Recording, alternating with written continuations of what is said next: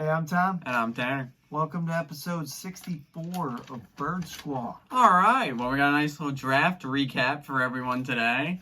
Got a few days to let it sink in. Yeah, we'll get to our grades towards the end, but I mean, I'm overall pretty happy with it. We'll go deeper into the picks as we run through them here. There's a couple that are good picks, but obviously there's other people on the board possibility, but hey, we'll get right into it. Obviously, on Friday, we talked about Devontae Smith. Still love the pick. Still lights out. Yes. Very excited about him. Yeah. So still can't believe it happened. yeah. You know? So if you really want to see our reactions to that, check out Friday's video. That's a good one. And we started from the second round. Landon Dickerson. All right, we're gonna put it right here, right now.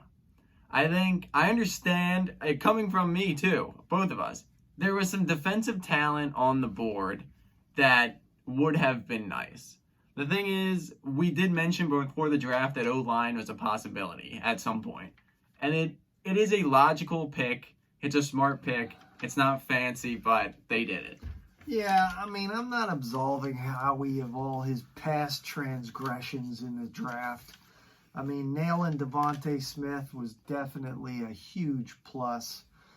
But then we go with this guy. I mean, love the kid. If it works out, I know we're all pulling for him. Could be the next Kelsey type. Everybody you talk to says the kid's talented. The kid's, a great asset. But It's the injuries. the dude had injuries. And that's going to scare people because that's been a big issue on this team. And our injury staff, medical staff is not the greatest. I mean, and this guy is going to spend a majority of his time in the crouch position. Yeah. I mean, what I put down, obviously, good pick. I think it's, obviously, the defensive talent. Asante Samuel Jr., the linebacker out of Notre Dame. There are some guys there. Obviously, injuries are going to scare people. It is a guy that can be on this team day one. He might have an impact day one, depending on where they want to shift around. He might be a tackle or something, but he's obviously the center of the future, hopefully. That's the idea that I think you'll get from that. I feel like we could have got him maybe somewhere else, though, I don't know. I'm not gonna love it if it works out. I understand why people are a little upset, but overall, I think it's okay. Next, third round, we got Milton Williams from Louisiana Tech. I mean, I don't know much about the guy. I heard decent things. It's a classic Eagles defensive line. He's the first, but he's not the last defensive line we'll talk about. Went heavy on the D. He said right after the draft, he said, as long as I'm here, we're gonna do that. And it's obvious they sign heavy in the free agency in the D line. They draft heavy in the D line during the draft as well. And it just is what they do. And like I said, I don't know much about the guy, but I think, who knows? I heard high things is what it is. Fourth round, we've got Zech McPherson, cornerback, Texas Tech. Hey, I mean, I think personally, straight off the bat, I think they waited a little too long to address the corner position. Obviously, before the draft, we both swayed to getting Patrick Surtain with the first round pick, that we wanted to take in control of that cornerback position. Obviously, they waited till the fourth round. But I mean, when you really look at this guy, I don't think he's going to be a super stud, but he graded pretty well against top 5 conference opponents last year. He finished like a 1.3 behind Surtain against top 5 conference wide receivers. I mean, that can get a little exciting, maybe. I think the kids shall see. I think the kids athletic. That's the big thing. This is always what happens. People hype these guys up, they talk them up, and then they don't perform. And hey, that is what it is. We'll see how it digresses. All right, that was fourth. Round 5. This one I've come around to a little bit here. I was a little head scratcher at the beginning. But Kenneth Gainwell, the running back out of Memphis, you were feeling this pick a little bit. We're feeling it because he's Fletcher's cousin. Yeah, that's true too. Hey, so we got another guy out of Louisiana Tech, with Boston Scott, and he's Fletcher's cousin. But you look at the tape and look at the film on this kid. I mean, there's some people, comparing him to Kamara. I mean, guy can catch out of the backfield. That's something. If we are going to commit to the run, not bad to have a 1-2 punch Yeah, more of like a little. I mean, you've probably all seen the video at this point of him lighting up Parsons in the bowl game. I mean, that's the big thing I saw first off. Yeah, he sent him to the ground. Kind of a with nice scat back chip type block. guy. He was talking about Sproles being a guy that he liked, that he looked up to. Obviously, I'm not going to crown this kid as the next Sproles. We did that with Donnell Pumphrey, and we know how that ended up. But Yeah. I've come around to it. At first, it was a little bit of a head scratcher, but I think it's pretty positive. In the 6th round, we take 2 D linemen again, a DT from USC and a DE from Coastal.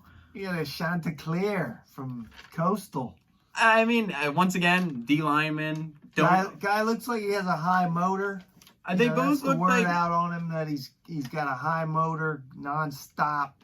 You know, that might overcome his size a little bit. I mean, the guy from USC. We'll Marlon see about that. something. I can't really pronounce it. And then Tyron Jackson, obviously a guy from Coastal. Once again, I think it's not bad. It's something they go heavy on that it's kind of like, okay, I'm not surprised at some point with 11 picks, even though it didn't end up like that. You're going to go with guys on the D-line because you like that. Next one's a little interesting. Jacoby Stevens also in the 6th round. The linebacker / safety from LSU. I mean, is this a sorry excuse for drafting a linebacker? I don't know. I've also heard decent things about him. I mean, I've heard positive about, not just from Eagles community. I've heard a lot of positive things about a lot of these picks just in general. So tape looks like the dude's a hitter, kind of going to bring it. We shall see. I mean, one good thing out of this draft, at least we started taking some guys from the SEC. Yes. I mean, yes. Don't want to harp on that too bad, but we got some guys from Alabama, and then we got a guy from LSU. It's very true. And then the 7th round, rounding it out, Patrick Johnson, linebacker, Tulane. Once again, took linebacker late. You had a couple guys they could take. Who knows? Probably nothing, but who knows? And then undrafted free agents. This is something the Eagles always seem to excel at. The 2 big names that come to mind, for me, obviously the first one, Jamie Newman, quarterback. I don't know, maybe like a Studfeld type of build that they're going to do once again. And then the big one, obviously, is this Trayvon Grimes, which people are saying this could be a complete steal. Yeah, it's grime time, baby. The dude's got some swag, too. He's bringing it, and that's something I think that we got in this draft. Some dudes with some swag, I think we did end up with a couple guys that are going to be cracking that starting lineup on for sure. I think if you opening day. really look through DeVonta Smith, obviously, Landon Dickerson, like I talked about, possibly at a different position. He could be guard. He could play in guard, get rid of Sayamalu. And then you have all these guys. Zach is going to probably start somewhere at the corner. All those D lineman guys are probably going to be in the rotation. You know how they like to do that. I mean, they're picking guys that are going to make impacts, it seems. Guys that are going to be on the field day one and not build project guys that they always try to take with like a Sidney Jones or someone trying to, once again, outsmart everyone as usual. I went from being way down on expectations this year to a little bit more. A little higher. A little bit higher. I think the offense is going to be, I'm excited. Explosive. I'm excited for the offense. We've talked before. We've ran it through the young talent that the offense has if they would go with a wide receiver in round 1. Obviously, they did with DeVonta Smith. And it's really true. The weapons are young. It's exciting. Even if you're not, like we said with the DeVonta video, even if you're not going to be good, a young roster gets people excited for the future. And I mean, I am buying in a little bit to Saucy Sirianni's enthusiasm, man. I think the dude is going to be energetic. I think he's going to, infuse some freaking, attitude into these guys. And who knows, man? You never know. Our division is terrible. Yep. We come out the gate. We put a couple wins together. I mean, who knows? And obviously, we'll look deeper into that, I believe, in a week or two. I know it's next May week, something. May 12th. May 12th. So we'll be reveal. getting the schedule soon, kind of looking deeper, see where we end up, see the primetime games we get, see what happens. But overall, I mean, I'd give it, I've been seeing people's grades. They've been grading well through analytics, and analysis and how they've graded, I'd give it a B. The grade. I mean, I think the draft was I'll be with you, positive. man. I give it about a B minus. Obviously, like we said, you're not going to get everyone you want. After Devontae Smith, the day two, there was Asante Samuel Jr. and the guy out of Notre Dame, and a lot of people were really liking those two guys. Obviously, they went a different direction. It's a little disappointing, but I understand the pick. Overall, I think while they waited a little late to address some needs, overall they did address needs on this team, and the main thing, they got young. They got a lot of picks and they took advantage of it. It does feel like we are getting young quick, and still have Ertz on the squad. Don't know what's going to happen. At this there. point, just keep him. I don't know. We've talked about this numerous times. It might as well just keep the dude. He's under contract.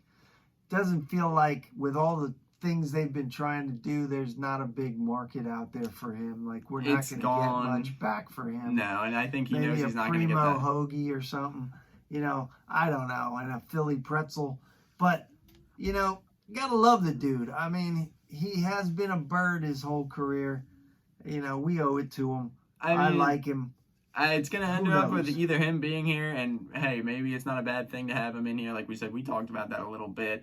It might not be had to have a little bit of veteran presence still, and then, or you just release him and he goes somewhere because he's not getting the money he thought he was going to get. I don't think. No.